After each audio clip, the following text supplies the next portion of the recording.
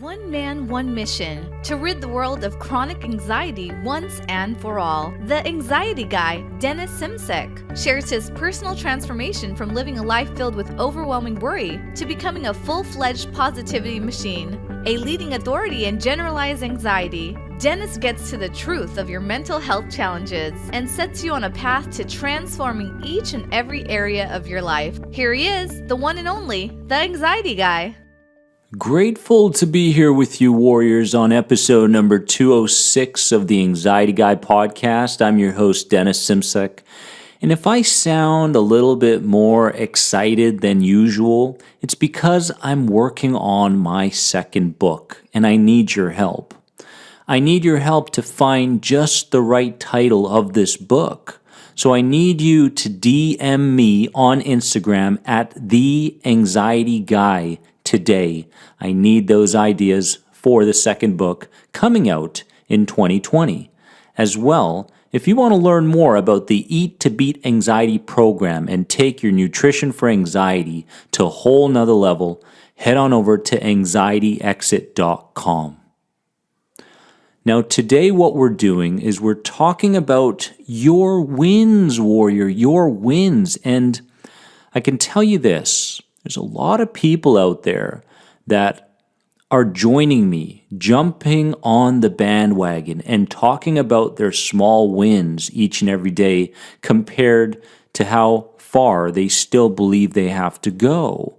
And this is just creating more progress and momentum. So I am tremendously proud of each and every one of you. But the idea came to my head, after a win, where do you go? Where do you go from there, right? Do you just keep doing the same stuff? Is there anything that you need to add onto your plate after a win in order for the momentum to continue?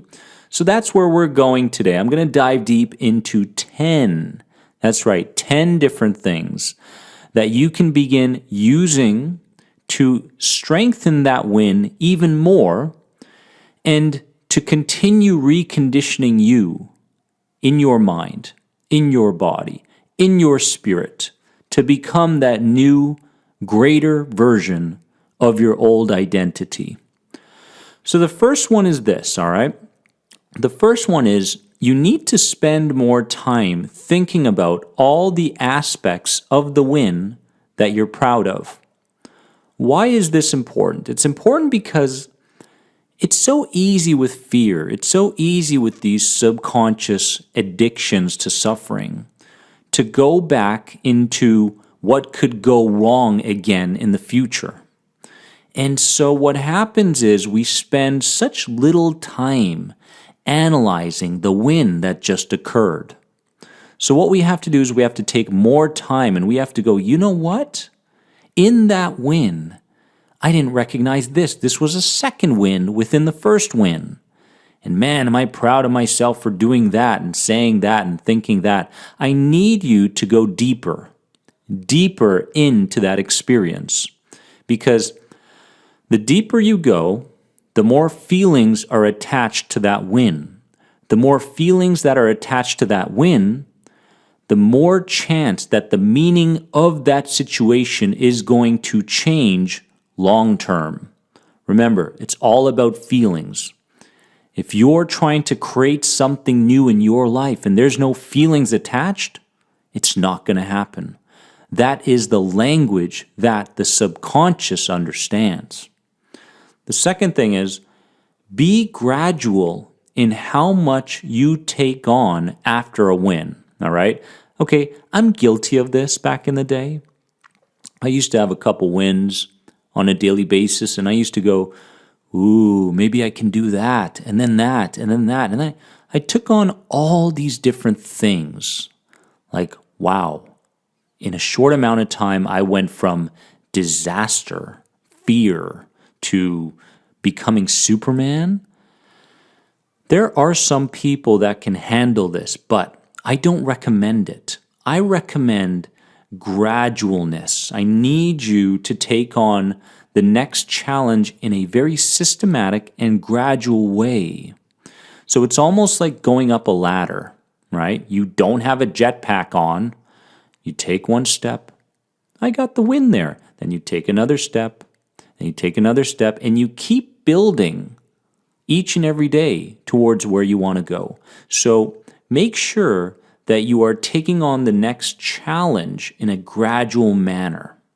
Number 3 is meditate on the win and allow permission to be given to feel good about it. And again, this goes hand in hand with number 1. We just don't take enough time to analyze the win. So as you're there with your eyes closed and breathing deep and being focused on that breath, you're proud of you. And most importantly, you give yourself the green light or the permission to feel good about the win. Why? Because there's too many people out there, too many people suffering from anxiety that don't allow the good to come in. And if they do, it's very temporary. Because of this hyper-aroused state that people are in, they feel like they need to be on high alert all the time. The danger is waiting right around the corner. There is no danger. The only danger is the danger that you are perceiving in your mind. But physically you are under no danger, and externally you are under no danger. Understand this.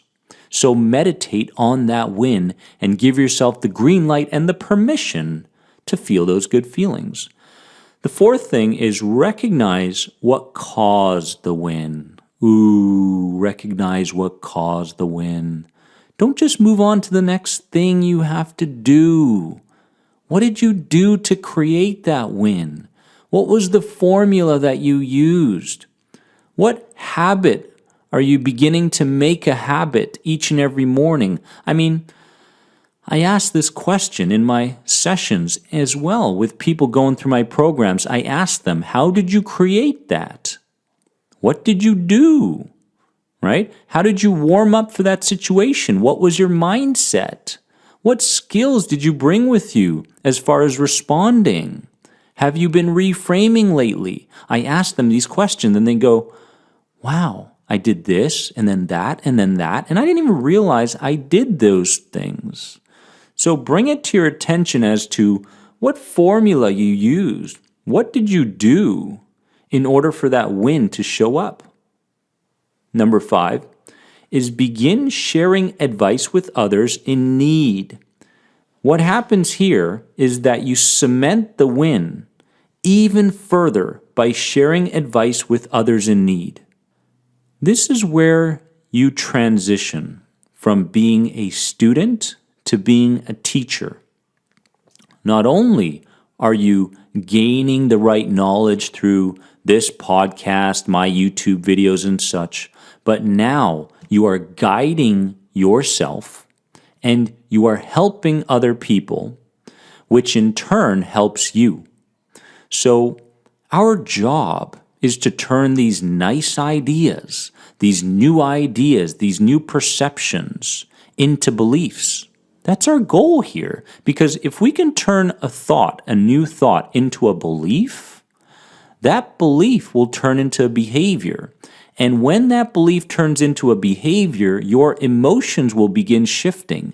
You will begin literally perceiving the world and yourself in a whole different manner. So, share the love. Share the love. Share your advice. Share your tips to other people, because believe me, you will find people to share advice with. The next one is begin questioning other limiting beliefs. Now that you have this win and you're moving in the right direction, what else can you question? A lot of people out there don't trust themselves. They just don't trust that they can move forward from this journey. They think that they're going to cope with anxiety and manage these sensations for the rest of their lives, when in fact, in reality, within them, they have all the skills, all the resources, the right mindset. They have everything they need to handle this, but they just don't trust in themselves. So this is one thing that we can begin questioning, because the idea of not trusting yourself came from past experiences where other people inputted information into you that created this belief. And let me tell you again that the voices in your head are not your voices. And because they're not your voices, you have the permission to question them and to begin believing something different. All right? So question everything. And I hope you understand what I'm about to say here, because I want to make sure that this message gets across. Think crazy. Whoa, Dennis, I already think crazy. I have anxiety. No, I don't mean it like that. I mean, think way outside the box. Okay? Think as far as not what you believe you're capable of in this moment, but what's possible in your future. Think crazy. Think about all the things in the future that you're going to get to do that you don't get to do at the moment, right? Think crazy. Think big. Think huge. Because the more time you spend wrapping yourself around these new ideas and these new potentials, the faster you're going to get there. But the problem is we keep holding ourselves back by thinking of ourselves in such lack ways, doubtful ways, untrustworthy ways. Enough is enough. Number 7 is keep practicing inner trust, knowing that you already have all you need to keep going. And again, the trust issue is something that you have to practice. Just because I say to trust yourself or to learn to trust yourself doesn't mean it's going to show up right away. And if it doesn't show up, be compassionate and gentle towards yourself. Trust takes time to build. So does the feelings of being empowered. So does the feelings of being safe in this world. These things take time. So the moment you're faced with a setback, don't allow yourself to dwell on that setback, because I've noticed that one of the characteristics, vital characteristics, that takes someone from coping to recovery as far as anxiety goes is their ability to move past setbacks and not to dwell over them for an extended period of time. Yes, if a setback occurs, you can analyze it, you can look into it, you can recognize why it happened, and you move forward, because that's where we have to go. Number 8 is keep reframing. Continue to do the deeper work so that you can discharge more pent-up emotions and energy. The inner work, warriors, is constant. And when I'm talking about reframing, go on YouTube, all right?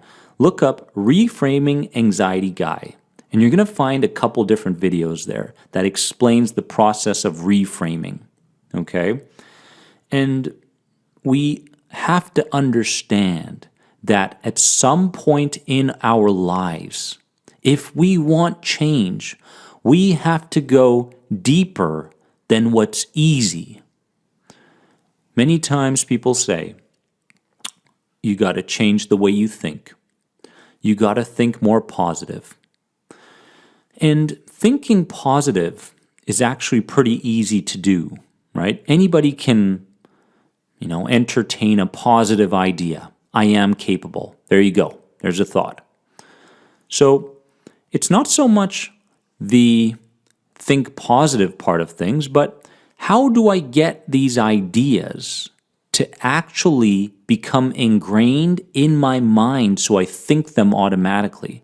How do I get these ideas into my body so that my body responds to these ideas, right? I can think the idea that I am empowered, but if I don't feel empowered, I am not convincing my system, right? And this is what it's all about. It's a convincing game.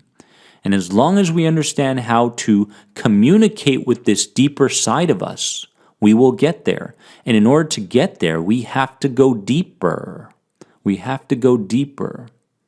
And when I mean deeper, I'm talking about looking straight in the face, the very thing that you've been denying, avoiding, allowing those pent-up emotions to show up, to go deep enough to give that inner wounded child within you, in your imagination, the biggest hug he or she has ever received. This is going deep. Reframing past experiences, reframing your future vision, and responding in the moment rather than reacting. We go deep. Are you on board? The next one is to remind yourself that who created the win is the real you and not just someone that comes and goes. What you did is what you did. Nobody else helped you. Do you realize that? You did that. And if you can do that, what else can you do? What else are you capable of? Are you capable of unconditional love for yourself? Of course you are. Are you capable of seeing a negative or limiting idea and noticing how quickly you can move through that idea, to see through that idea? You are capable of so much. You are capable of so much, and the only thing that's holding you back is your mind. And number 10 is celebrate. Celebrate. Reward yourself in some way. I'm not saying go out and get drunk and, go to a party or anything like that. I mean, if that's your thing, you can, right? Everything in moderation. But I need you to book that massage. I need you to go into that spa day. I need you to take time for you and prioritize you because you just created a massive victory for yourself. And remember, if you can attach feelings to what you did or what you're doing or what you're going to do in the future, now you're speaking the language. Now the system understands what thing you want more of at a deep level, not just at a conscious thinking level, but at a heart level. So reward yourself and feel good about it. Warriors, let's keep moving towards those small and big wins each and every day. Remember that you are more than anxiety. If you have any other questions on my programs, head on over to anxietyexit.com. Don't forget to subscribe to this podcast. I love you all so, so much. See you soon.